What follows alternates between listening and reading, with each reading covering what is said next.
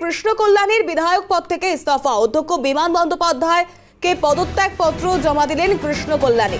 কৃষ্ণ কল্যাণীর বিধায়ক পদ থেকে ইস্তফা, অধ্যক্ষ বিমান বন্দ্যোপাধ্যায়কে পদত্যাগ পত্র জমা দিলেন তিনি। এই বিষয় নিয়ে আরো বিস্তারিত জানবার চেষ্টা করব।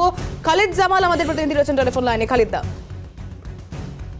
জানি যে নির্বাচনে যে বিধি বা নিয়ম রয়েছে তার মধ্যে পড়ে যে যদি কোনো বিধায়ক যদি লোকসভা নির্বাচনের ক্ষেত্রে যদি দাঁড়ায় তাহলে তাকে নিজের পদ থেকে পদত্যাগ করতে হয়। এর আগে আমরা দেখেছি তাপস রায়, তিনিও কিন্তু পদ থেকে পদত্যাগ করেছেন।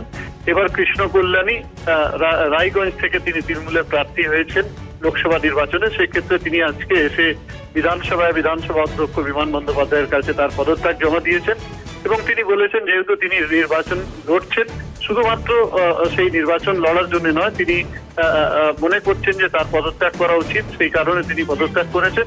তবে শুধুমাত্র যে বিধায়ক পদ থেকে তিনি ইস্তফা দিয়েছেন সেটা নয়, তিনি পিএসএ যে চেয়ারম্যান ছিলেন সেই পদ থেকেও কিন্তু তিনি পদত্যাগ করেছেন।